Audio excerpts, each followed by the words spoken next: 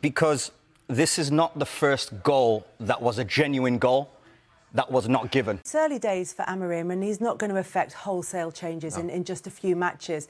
But is the bigger concern for Manchester United fans at the moment about what's happening off the field, where it felt as though finally, after a long time, there was actually a bit of optimism, and that feels like it's disappearing? Yeah, I was encouraged about obviously Dan Ashworth and others coming into the club, because I've been crying out for change at the top for a long time. Obviously, it was a massive shock last weekend when that Dan Ashworth news came through. And they say, obviously, there's a difference of opinions, but where have those difference of opinions come? Is it the choice of the manager? Is it the recruitment in the sudden to stay? I mean, that transfer window, I thought it was quite a smooth transfer window for United. They got the players in quite quickly and I was enthused.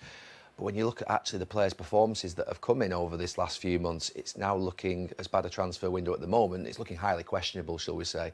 Those players have got a lot to do. So, yeah, there are things that are not going that well off the pitch. There are things that are taking time to bed in. But look, Manchester United are breaking every record in the wrong direction at this moment in time. And the reason I don't have much optimism here today is just through the fact that they concede goals from set pieces. They don't win games from behind, and they lose big games away from home on a regular basis. They're the signs of a team that are really struggling with the mentality and performance levels. They're the three worst things that you can look at. So, for me, I can hope, but the reality of it is, even though City are in a bad form, I think the way in which they still play football will cause problems for United. Can I just ask you about the pressure of playing for Man United? Obviously, it's a massive club, and when you sign players, you always talk about, can they deal with the pressure? What is the pressure like playing for such a big club? It's probably wrong to just put it on the players who've signed in the last few months, because I said before that this has been a graveyard for players and managers for 10 years. So you can be enthused about Ugarte coming in, you can be enthused about Xerxes or De Ligt or any of the other players that have come in, or Di Maria going back 5, 6, 7 years, and Alexis Sanchez, and all those players that they came through the door and you think, OK, they'll do a good job for the club. And they've ended up really struggling. Only really Bruno, and there might be one or two more, only really Bruno in the last 10 years has hit a level that maybe has exceeded expectation. And Amorim's finding that in his first few weeks. He's finding that it's not just a quick answer. He came in, he was drunk with enthusiasm. We loved the way in which he brought energy. But I think he's sobered up pretty quickly on the side of the pitch watching these players play. But your point has been in the past that the reason successive managers have struggled, the reason that successive signings have come into the squad and struggled, is because of the way that the club is structured, that's had a knock-on effect throughout the whole of Manchester. Games, so many goals, so many decisions where there's a decision from VAR or the ref, and it's completely seen in a different way. But you can't replay it, I don't think so. And the worry for the Premier League is a lot of the Premier League teams decided not to allow or go with the automated VAR. And for me, from the beginning, I've never liked VAR because you do lose the spontaneity of football, the goal celebrations. Every player now, you automatically see every player and every fan now almost like lose that moment that we all go to a football game for. And that's not football. That's not the pureness of why we all love football. We all love football because there's going to be a goal scored. And I think we're losing the main thing about... So, Michael, we come away with a point here in London. How do you reflect on the performance? Really mixed feelings, to be honest. I think the boys are a little bit frustrated. I think we can be a little bit better than what we were tonight. Sometimes it happens. Sometimes credit the other team, West Ham.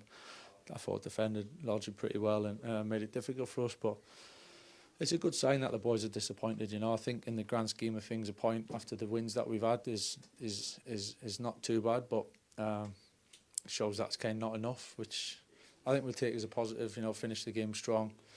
Obviously, another late goal from Ben, and there's a lot to take from it still, but it's just a little bit frustrating that we haven't taken all the points. You've touched on it just there, but with the frustration, it just shows the standard that has been set by this entire squad and the coaching staff just in the past few weeks, and the determination the squad has. Yeah, and I think it just shows how hard and challenging it is to be consistent in this league, and that's 5 games unbeaten with the 4 wins. I think it's a pretty good run, and it's something that we got to continue, really. But it shows when you put things in perspective how well the boys have done, and we want to come back stronger and keep improving this little break that we've got from games. I think we use it well and come back in a better place.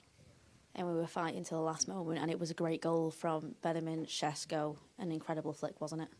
Yeah, it was some finish to find the angle and to direct it into the goal was a top finish, and it wasn't one of those where you kind of expect it to go in. So credit to Ben for that. He's been doing a lot of work in his finishing lately. So 2 big goals, big moment. It's again, you know, lads coming off the bench to finish the game and making an impact. Josh had a chance. I thought Lenny, 2 massive transition tackles really, and if it wasn't for him, then we wouldn't be in the position where we kind of are. So everyone coming on and making a difference, and certainly that helps. And finally, as you've said it there, it shows that every single person is playing a part here to get the best result we possibly can this season. Yeah, and that's how it should be, but that's certainly how we need it. And everyone's a bit frustrated and everyone's a little bit disappointed, but I think there's that spirit that galvanises when you score late goals, and you know that you're capable of scoring late goals. It's good to have in the bank if you need it. Hopefully we can see games off a little bit sooner and take the points next time. Well, thank you very much. Cheers. So Ben, we have to settle for a point here in London. How do you reflect on the performance? Yeah, it was difficult starting the game a little bit. I think the little bit intensity was missing.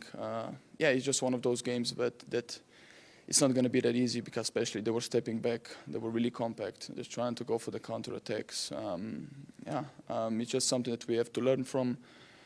I think everyone won it. Everyone was trying to win the game, score, fight for each other. Unfortunately, this didn't happen today, but at least we got a draw, which is important in the end. And you were such a huge factor in that as well. It was a terrific goal that you scored, an incredible creative flick there. How did you feel in that moment? No, I felt amazing, because at least I know that, you know, once again I could help the team trying to secure at least 1 point. And now it's a great feeling for me as well, to try to help the team, knowing that I can help the team in all kind of moments. And yeah, obviously without the teammates I couldn't do it. So I'm looking forward to more moments like this. And the past few weeks has shown how much determination and drive is within this entire squad.